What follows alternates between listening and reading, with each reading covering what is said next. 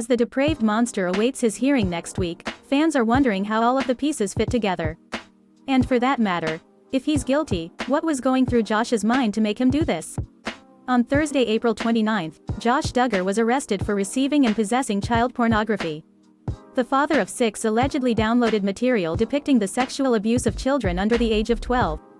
He is accused of doing so in May of 2019, nearly 2 years before the arrest. The day after his arrest, Josh appeared in court on Friday, April 30, via video conference. He pleaded not guilty to the charges of receiving and possessing child porn. If Josh is convicted, he could face a total of 40 years in prison and a hefty 6-figure fine. Josh is behind bars because he is being held without bail. There is a detention hearing on May 5 that may determine Josh's whereabouts before and during the trial. Currently, the trial is scheduled to begin on July 6. Unlike in the past, Jim, Bob and Michelle were not able to cover for their son. For the first time, Josh appears to be facing legal consequences for his alleged wrongdoings. Powerless to hide him from justice, the family can only release a terse public comment. "We appreciate your continued prayers for our family at this time," the notorious cult members began. They could not deny that the accusations brought against Joshua today are very serious. "It is our prayer that the truth, no matter what it is, will come to light," the Duggar parents claimed. And, their statement continued, that this will all be resolved in a timely manner. Jim, Bob and Michelle concluded, "We love Josh and Anna and continue to pray for their family." Fans could not help but notice the suspicious timing of all of this. To understand what happened, we have to first go back to the beginning. Several of them were his own sisters. Jim, Bob and Michelle, piece by piece, assembled the perfect stalking ground for a young sexual predator. They then gave birth to Josh. Here is how all of that fit together. The Duggars, their cult, and many fellow fundamentalists believe in what's called purity culture. This toxic idea holds the idea that sex is in some way immoral, unclean, or unbecoming. It causes people, especially women, to imagine that sexual thoughts, activities, or even basic knowledge can taint them. Why does this environment make the ideal stalking ground for a predator who targets young girls? Because no one has the language or understanding to describe what has been happening to them. Additionally, feelings of shame at what has happened and fear of punishment if they come forward can keep victims silenced. That is not the only thing that made the Duggar home an alarmingly safe place for Josh to prey upon his little sisters. A large family, reliant upon siblings looking after each other, can give a predator opportunities to avoid detection. But a fundamentalist cult, unwilling to be part of actual society, can protect them when they're caught. That is exactly what happened, of course. Jim, Bob forced Josh into faith-based, unlicensed therapy within the cult. That way, neither authorities nor the public had any knowledge of Josh's crimes for many years. Why cover for his son? First and foremost, Jim Bob is an ambitious man and did not want the scandal. He also would not want to embarrass the cult to which he belongs or draw unwanted outside attention to it in this context. Finally, it may be that he genuinely, but incorrectly, believed that a faith counselor and shaming could fix Josh. This again goes back to the core ideas of purity culture, in which sex as a whole is unclean, outside of specific circumstances. Josh's activities weren't seen as a monster abusing little children, but as a man straying from the cult's beliefs and from God. It was perceived that the Duggars would later view Josh cheating and viewing adult porn as the same thing happening again. The story of Josh's crimes against these girls only came out, ultimately, several years ago. Fans were heartbroken and disgusted by his deeds and by the cover-up.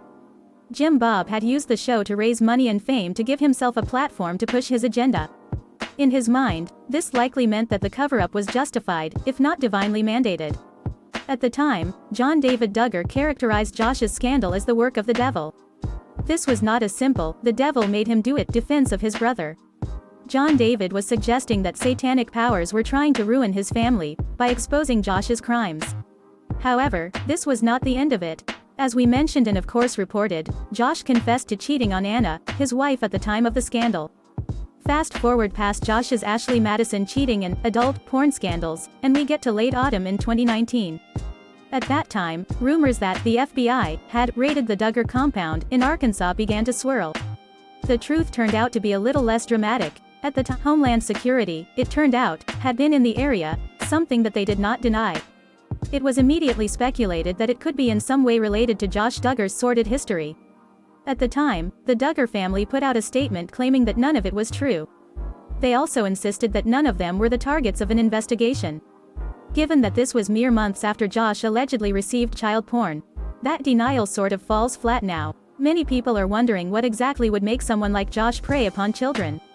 In 2015, some mistakenly believed that this was simply very unhealthy, predatory exploration of a 14-year-old with no sex ed or any kind of healthy outlet. As far as the larger medical and psychiatric community can tell, pedophilia, adults attracted to minors, have complicated causes.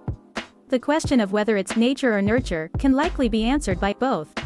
But one way or the other, human instincts to protect children get blurred with human instincts for sexual desire. This should not be confused with a creepy older dude who wants to bone high school girls, or barely legal women. That's about power dynamics in a whole different type of predation, and is a whole other story. People can be so gross. Of course, someone being unfortunate enough to find themselves attracted to little kids doesn't always mean that they would act on it.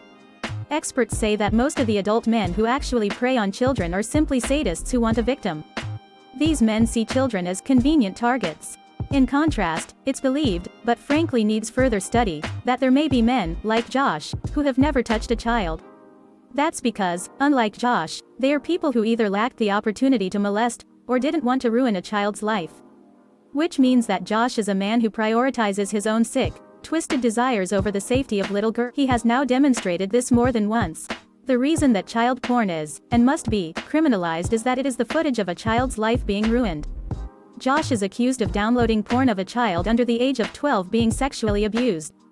It's possible that Josh would have different desires today, or at least make different choices about those desires, if he'd had proper counseling as a teen. Instead he was shamed, given a faith-based rehab, treatment, and had his crimes covered, his victims forced to accept and forgive him. Josh's choices as an adult may have gotten him arrested, but Jim Bob's decisions are what guaranteed all of this.